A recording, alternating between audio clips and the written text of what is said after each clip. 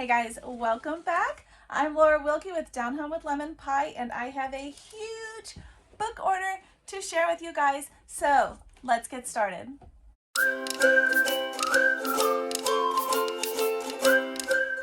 All right, guys, welcome back. I'm Laura Wilkie with Down Home with Lemon Pie, and I am excited to share with you guys my new book order. This is actually two orders in one, but I've kind of waited a little while to share it because I wanted to get both orders in and do them at the same time together. So it actually is really huge. Lots of goodies here.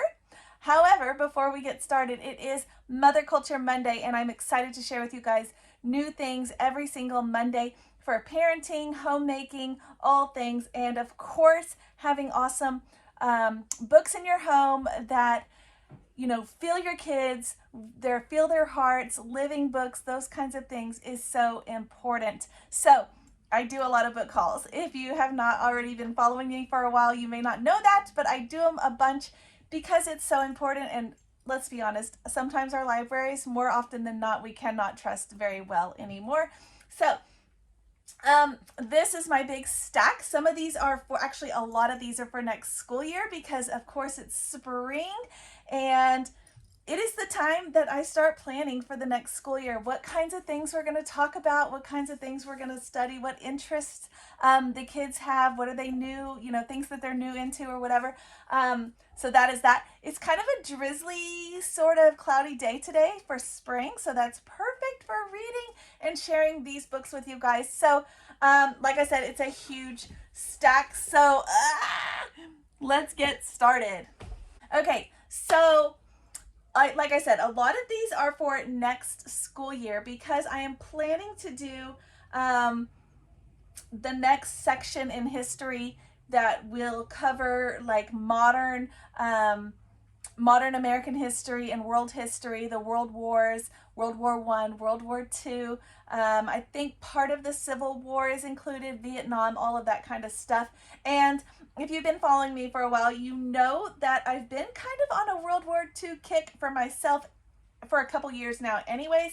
So this is super exciting for me, and I've been collecting little things. So I have picked up some books here. I'll share more about my goals with the World War II stuff in another video when I start talking about our curriculum and what we're planning. But these are books. Some of them are for my personal, my personal knowledge. Some of them, I'm going to pre-read all of them if they feel like they are appropriate for my little ones. Then especially like my oldest, she loves to read and she reads super fast. So she goes through books crazy fast. So if I feel like they're appropriate for her, then I will share them with her too. Otherwise, I might just do like a summary or as a read aloud or something like that. But so I don't want you to think that these are all just for kids. The first one is one I'm actually already started reading. It is the Biscuit brothers. This is a fascinating story. It's the true story of three men, they're brothers, who defied the Nazis, built a village in the forest, and saved 1,200 Jews, okay? It's one of those stories that they saved a lot of Jews, and you just never hear about it. You never hear about this story, and it's fascinating.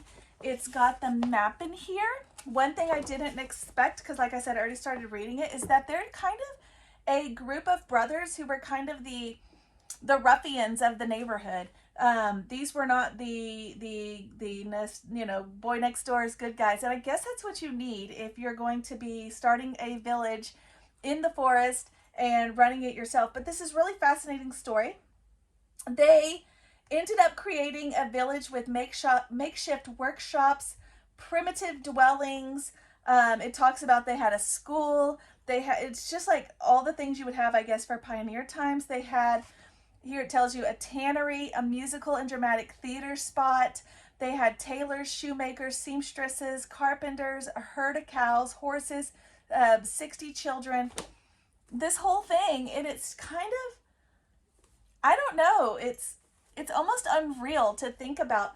And they saved the Jews in this story. So it's fascinating. I am about a third of the way through it. It's kind of tricky to read because it's a lot of wordy words with a lot of history is built into this. It's not told like a typical just story. So there is that, if that's not your thing, but it is a fascinating little adventure. So I have that.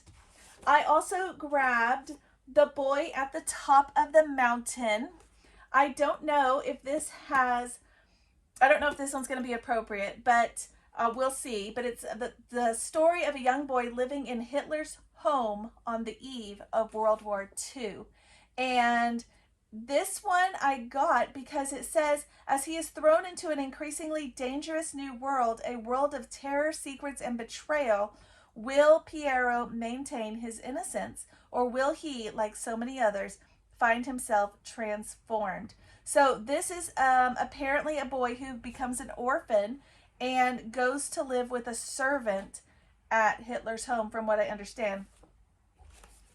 I don't know. I did see it recommended for kids, like for teenagers, and so maybe. Like I said, I'm going to pre-read it. I also grabbed Light of Days. This is the Young Readers edition, and this is the untold story of women resistance fighters in Hitler's ghetto. So I think this one will probably be just fine for my 12-year-old to read on her own. So we'll see, but again, I'll pre-read that. This one I got this one because I thought this story is kind of really fascinating. But basically, it's called The Wave. It does have a sticker for 13 and up. She's 12. By next school year, she'll be edging on to 13. So we'll see her, I don't know, her developmental level she's very wise. So she knows a lot of things. So it may be just perfectly fine. And, but this one is, if you're not familiar with this, you should look this up. It says, Lori's classmates are changing from normal teenagers into chanting, saluting fanatics. The wave is sweeping through the school and it's out of control. Based on a nightmarish, true episode in a Californian high school, this is the story of a fascinating experiment in World War II studies. So when your kids are telling you, how did World War II happen? How did they convince them? How did that, how did they fall for that? All of those people that joined in Hitler's army, how did they do that? Like, why did they do that? I'm hoping this might show how easily we can be misled. So that is why I picked up this one. Okay, I did pick up another one that is fairly similar, and I grabbed them both because I wasn't sure if one or the other was going to be better, or if maybe I need to read them both. But this one is The Assignment, similar kind of idea. Would you speak up for what is right? This is the same thing. The teacher tells them they must participate in a debate about the Holocaust, arguing for the Nazis. I don't know. The school administration addresses the teens' refusal to complete this assignment. The student body, their parents, and the larger community are forced to face this issue. Soon the situation explodes. It will remind readers that they always have choices and their choices can make a difference. So similar kind of feel. Like I said, I'm going to pre-read all of these and we'll see what we think. But those are, I think that's all the Holocaust books. Oh, one more. Okay, and then this one is sort of about that time, more about that time period and a family that was involved in that we're all familiar with, and that is the story of the Trapp family singers. This has actually been on my wish list for years, and so I was excited to find it. What a fascinating story. So I wanted to know the true thing. We've all seen Sound of Music, but I wanted to know the actual thing beyond that, and I saw kind of a little clip recently and it told a whole bunch about it and it was really fascinating. So that was when I was excited to see that I could actually grab it and read the whole story myself. But how cute are they, right? Cute little family. So I was excited for this one. We'll see. We'll see what happens, but they did escape. As you know from the movie, they did escape from the Nazis into Canada is where they went, and this is kind of their story, so I'm excited about that. Okay, I did grab this book. I told you guys several videos back when I was talking about like winter projects and joy in winter and things like that. I was talking about a blessings journal, and we do have a blessings journal. Actually, it's right here behind me, that we've been writing down when, just trying to get the children to focus on the blessings in their lives. So we have a journal. It even says blessed on it. and we write down things periodically that are just blessings in our life, just to kind of have a constant reminder that even when things aren't exactly perfect, there are wonderful blessings in our life. And to kind of, I guess, mold together with that, I bought this. It's a hardcover, so it's very nice, and it is The Little Book of Joy, and it is 365 ways to celebrate every day. The kids actually love this. I thought this would be like a way to get our morning started or something like that, but this is actually working really well as while I'm making lunch. I set it on the table, and they find the day and that it is, and then they read about what that day is. So let's give you an example. For April 6th, discover your national flower, and it tells you about it. There was one where it talked about birthstones, so the kids enjoyed figuring out which birthstone was theirs and reading about it. May 1st is look up space, and it has things about space. It's just kind of cute. They enjoy knowing what, oh, it's this day, it's that day. Make a friendship necklace day. It's just fun. So make popcorn day. I like that. October 6th. Let me see what my birthday is. My birthday is October 21st. Oh, it is Eat Dates Day. I don't even like dates, so that might be tricky. But Eat Dates Day, and it gives you a little story about dates. Just a fun thing to kind of pass the time while I'm making lunch, and they are actually loving it. So there you go. Okay, I also grabbed, and this is actually the second part of a series. I do not have the first one, so there's that. But this is, I guess there's a bunch of these. Actually, I'm looking at the back, and there's 3 others.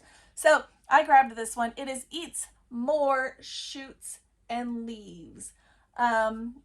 If you don't know what this is about grammar and how punctuation is important, because if you have a panda, he can eat and then shoot like his bow and arrow and leave like bye-bye, or he can eat the bamboo shoots and the leaves, okay? So that's kind of what it's trying to show you, the difference in the punctuation, and it has little things here where it shows you. Like this one, it says, those smelly things are my brothers. And it has a picture of her pointing at his shoes. And over here it says, those smelly things are my brothers. And she's pointing at her brothers who are playing in the trash. So it shows you the difference in the apostrophe S or just the S. I think that's a fun way to learn. Like I said, there are 3 others in this series. This is the second one. The first one's called Eats Shoots and Leaves. This is Eats More Shoots and Leaves. Then there is The Girls Like Spaghetti and 20 Odd Ducks. Just a fun way to learn. It's not very big. That was why I wasn't sure if this was going to be appropriate, but it's totally appropriate for the kids. That's the whole thing. It's just a bunch of cute pictures. There is an adult version if you really want to study and know about grammar. There is an adult version that is not as cute and doesn't have pictures. So there's that. Okay. For just a fun, maybe spring study, I grabbed A Wasp Builds a Nest. This is a hard copy book. See inside a paper wasp's nest and watch it grow. You are going to love this book. This book, let me see if I can show it. This book goes like, it has these little pages. Day 1 of Little Wasp. There he is starting. Then we have day 2. And these pages like grow, as you can see. Day 7, and inside he's making the cells, and there's the egg. And let me skip a few up ahead. Day 52, wasp is growing, and there's the different body parts. Keep going. We're into July. I don't even know what month it started, so we're getting along. And August and September, winter sleep. So just a fun way to learn, right? And you know, you get to see inside their nest. I mean, not real life's nest, but it's a cool way to do it. So I do like it a lot. Definitely recommend it. And like I said, it must start in, it looks like it starts in as spring is beginning. So this is the perfect time. I should do this study right now. You should get on Book Outlet. Before I continue, let me tell you real quick. If you use the link below for Book Outlet, you will get a discount on your order. And if you spend $35 or more, you get free shipping. So it's even better. So that is that. Now, to go along with our World War II study next year, I absolutely love this series. And I bought 3 more in this series. It is the Miles Kelly 100 Facts series. To go along with our World War II study, we're going to study spies. Perfect. It may even be a year-long study because all of the wars have had spies. And that's fascinating for kids. So I even did 3 of my boys. Their Easter baskets are spy themed. So anyway, I love this series because it does little snippets of information. It's perfect for going through. It's not intimidating. It's really good for if you say, your kids aren't really, they're kind of intimidated by a big chapter book. This is less intimidating because it's little snippets of information. Each one is numbered. It goes all the way up, like I said, to 100. That was the Cold War that I just showed you. World at War, Cold War, weapons and gadgets and hacking. Just fun stuff that kids are into. They think this stuff is interesting. It's not that interesting to me, but the kids are interested in it. And so we grabbed that, the spies, and I grabbed 2 more because, like I said, I have 2 kiddos that these are kind of their subjects that they're interested in. And they're kind of struggling finding some chapter books that they're interested in. And I thought this would be a good way to get them reading. So one is Speed. This is for my 8-year-old. He's actually almost 9. And all things fast. And it's got people fast. And it's got, what is this, space stuff that's fast. It's got cars that are fast. The inside of the cars, but again, little snippets of information, the way it's done, I just really like it. So it reminds me of the Usborne books, but I am not a fan of Usborne anymore. Their old stuff, yes, but not their new things. There's a lot of agendas being slipped in there that I would rather avoid. So this is a nice way to get around that. Still the same kind of idea and feel, but without the agendas. And then I grabbed rocks and minerals. I do have a rock fan as well. And this is about all the different kinds of rocks. Same idea. You get the idea here. Same kind of thing. Space rocks. She loves space too, so she'll think that's fascinating. But just a good way to get them reading and learning. And it's, like I said, it's not intimidating. It's tons of pictures. It's easy. Super simple. Okay. I did grab this because this was something that I had been wanting to study for a while now, and I have not found it, and I was excited because it came with the CD and the music and all of that. And I am going to butcher the name, but I will try my best. It is Camille Saint-Saëns, maybe, The Carnival of the Animals.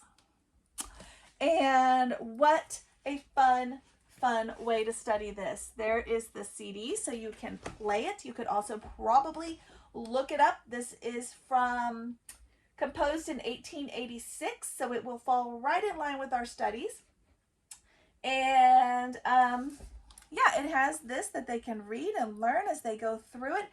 It does kind of, like the CD says, birds, and then you go to the page and you listen to that section of the birds, look at the birds and read about the little, there you go, the little snippet about the birds.